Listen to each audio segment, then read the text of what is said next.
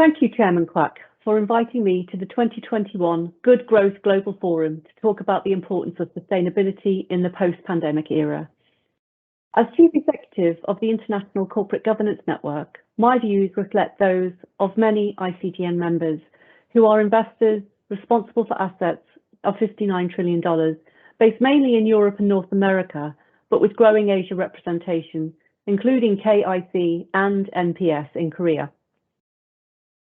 Ictn has long advocated that both companies and investors share a mutual responsibility to preserve and enhance long-term corporate value, ultimately contributing to sustainable economic growth, social prosperity, and a healthy environment. In the context of understanding what companies should consider when addressing sustainability, it is useful to reflect on the definition published by the European High-Level Expert Group on Sustainable Finance in 2019. They said that sustainability means making economic prosperity long-lasting, more socially inclusive, and less dependent on the exploitation of finite resources and the natural environment. The question of sustainability is particularly poignant within the context of a world facing systemic challenges of the highest magnitude, a global pandemic and climate change. These colossal events both stem from ecological degradation and give rise to a double jeopardy of risks to the future of humanity. They are interlinked, and if we are to create a healthier and more sustainable world, we need to manage these risks simultaneously to reboot the global economy, while at the same time decarbonising the planet. It is against this backdrop that the Ictn Global Governance Principles have been revised this year. Published 20 years ago, many Ictn members default to the Ictn Principles as a bellwether for their own voting policies and company engagements, and many governments use them to help inspire the evolution of national codes. The Ictn Principles encourage companies and investors to focus not only on aspects relating to a company's long-term financial value, but also on factors impacting the health of society and the environment too. In essence, this is about the governance of sustainability and the board role and investor role in overseeing the integration of human and natural capital management in alignment with the company's purpose and long-term strategy. It is these sustainability-related issues, human capital and natural capital, that I would like to address today. Human capital is about social inclusivity and equity and addresses issues such as corporate culture, stakeholder relations, workforce engagement, talent management, diversity, human rights, and workforce safety. Natural capital largely addresses the natural environment, the governance of our ecology and biodiversity, including climate change. Both are priority issues for Ictn members in their engagements with investee companies and therefore feature prominently in the revised Ictn Global Governance Principles. So let me just reflect more on climate change. There is now certainly global consensus among politicians, regulators, markets, and society in general that climate change presents a systemic threat to the future of humanity on a magnitude of importance like no other. It will eclipse the current COVID crisis in terms of our testing our ability to quickly react, mitigate, and manage the effects. So it's really incumbent on companies and investors to immediately respond and help ensure that future generations are not unfairly burdened with the negative social, ecological, and financial consequences that result from climate change impacts. Scientists have warned us that global carbon emissions have risen by 20% over the past 5 years, with atmospheric temperature increases set to exceed 3 degrees by 2100 due to our dependence on fossil fuels. The impact of this global warming is evident in sea level rises and more frequent extreme weather events, which, helped by deforestation, are having a devastating impact on the world. In 2006, nearly 200 countries signed the Paris Agreement for a target of limiting global temperature rises to below 2 degrees by 2100. The Intergovernmental Panel on Climate Change, the IPCC, later published a report alerting us that global warming should be limited to within 1.5 degrees to avoid catastrophic impacts. The IPCC warned that not enough is being done to avert warming beyond a point of no return. And in fact, instead of cutting carbon dioxide emissions, world consumption of oil, coal, and natural gas is increasing. As a result, many governments have declared net zero targets so that the amount of carbon emissions produced by our economies equals the amount removed from the atmosphere. It is important to achieve this net zero position by 2050 to stabilise global temperature rises to 1.5 degrees. Ictn encourages all governments to establish and disclose a net zero target for their economies, accompanied with an action plan for achievement. This will help incentivise companies and investors to embrace the risks and opportunities presented by climate change and our transition towards net zero. This means weaning our dependence away from fossil fuels and mobilising private capital towards sustainable environmental and social infrastructure. This, in turn, will help optimise the world's finite resources while fueling economic growth. In doing so, companies that commit to transitioning towards net zero carbon emissions will not only mitigate the negative effects of climate change, but also benefit from opportunities arising from renewable energy, resource efficiency, and smart technology. For this to be achieved, we must galvanise and cooperate on a global scale.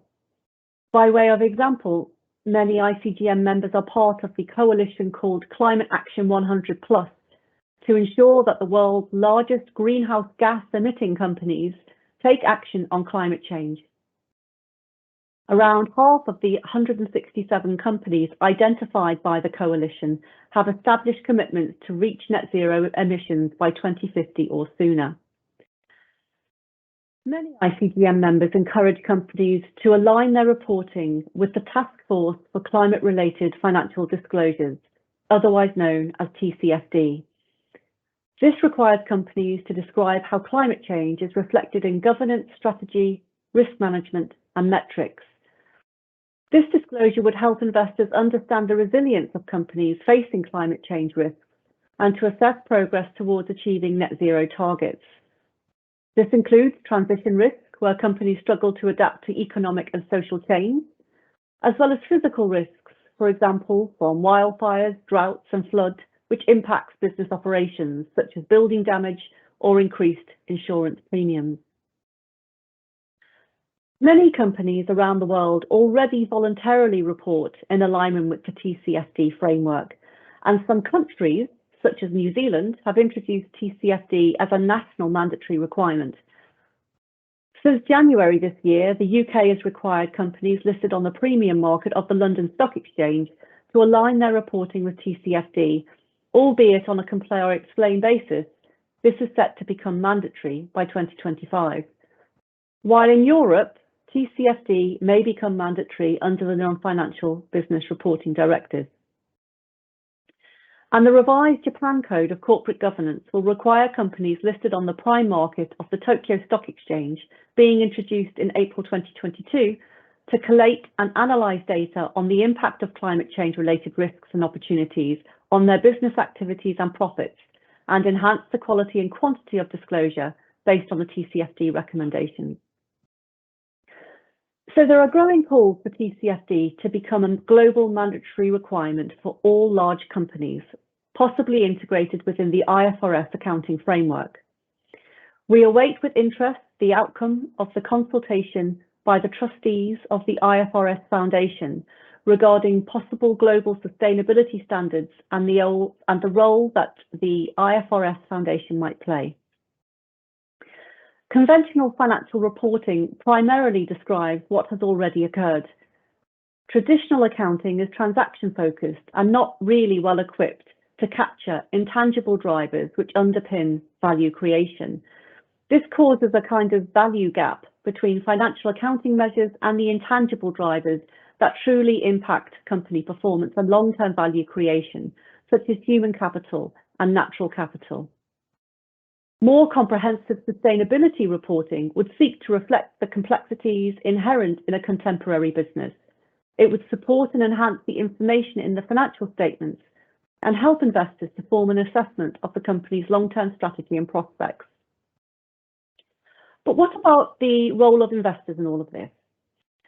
Regulatory and voluntary initiatives are driving sustainable investment mainstream. The deployment of assets by investors into sustainable index funds reached a record of near $1.7 trillion in 2020, up from 50% over the previous year, according to Morningstar.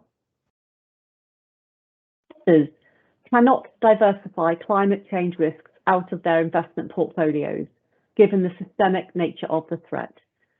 Many asset owners have committed to TCFD reporting themselves, which requires them to disclose how their own portfolios are positioned for the transition to net zero carbon emissions by 2050. But this relies on the companies within their portfolios to provide adequate disclosure on the same. The European Shareholder Rights Directive requires asset owners to publish how their investment strategy aligns with the profile and duration of their liabilities and how they oversee asset managers. And there are now mandatory requirements for investors to disclose the extent to which sustainability-related risks are expected to have an impact on returns in many markets around the world. At an international level, of course, the Ictn Global Stewardship Principles articulate clear responsibilities for investors around the analysis, monitoring, and integration of sustainability-related factors in investment decision-making, voting, and company engagement. So what about the role of corporate boards? Ictn supports the Climate Action 100+ initiative and others to encourage corporate boards to be responsible and accountable for climate change transition. Boards should be prepared to explain to investors how they embed the effects of climate change in their business models and risk management systems to ensure that they are properly identified, measured, monitored, and managed. More broadly, Ictn member expectations on boards in relation to sustainability are clarified in the Ictn Global Governance Principles. There are many changes this year to the principles, so I will introduce just 10 of the more prominent revisions. Firstly, we clarify the need for the board to publicly disclose a company's purpose to guide management's approach to strategy, innovation, and risk. This also helps to identify key stakeholders and how their interests are considered. We clarify directors' duties to promote the success of the company, to preserve and enhance share value, while contributing to a sustainable economy, society, and the environment.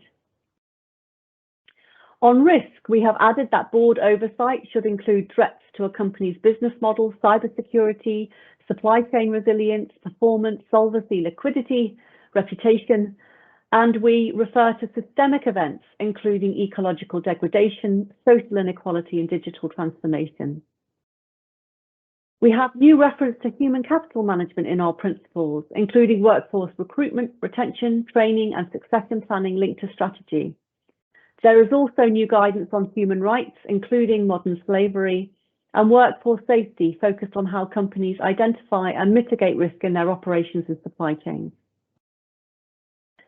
There is a principle stating that remuneration plans should be designed to align the interests of the CEO fairly and effectively with the workforce and long-term company strategy, including the use of sustainability-related metrics.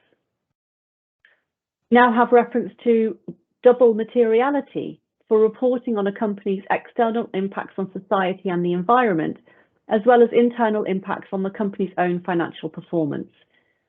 We also refer to dynamic materiality, recognizing that materiality evolves over time alongside emerging technology, product innovation, regulatory developments, and so on.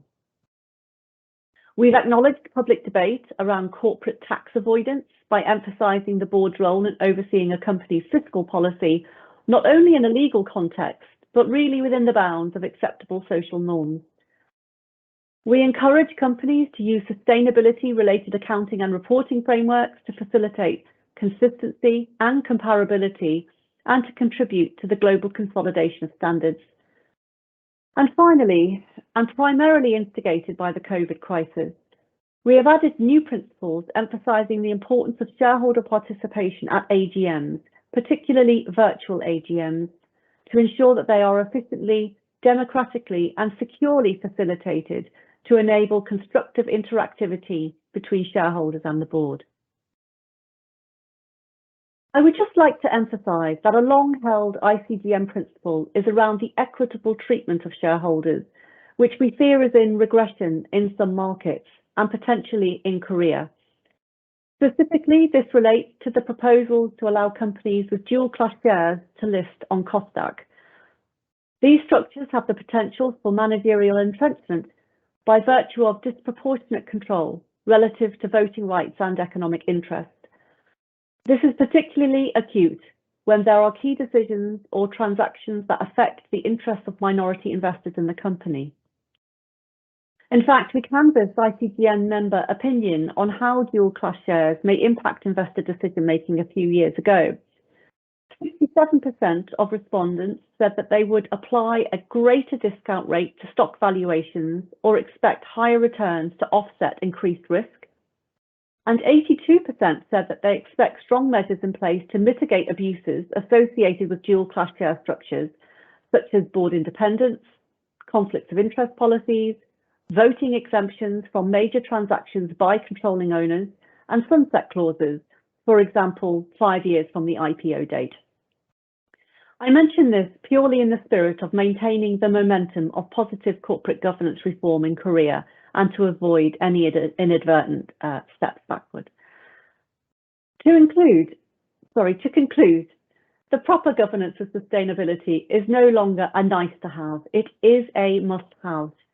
It is incumbent on companies to create value not only for shareholders, but for all stakeholders, employing their resources into actively addressing social and environmental risks and opportunities now and into the future. And investors must act as guardians of good governance through the power of share ownership and responsible stewardship practices. As business leaders and institutional investors in positions of influence, we share a common imperative as laid out in the UN Sustainable Development Goals to end poverty, protect the planet, and ensure prosperity for all. This is a collective global ambition which we must all share and act upon to help ensure that future generations benefit from the long-term economic prosperity, social inclusiveness, and a healthy environment. I should conclude by telling you that ICGN hopes to come to Seoul in person next year, hosted by the KCGF and KRX, and I look forward to meeting you all in person at that time.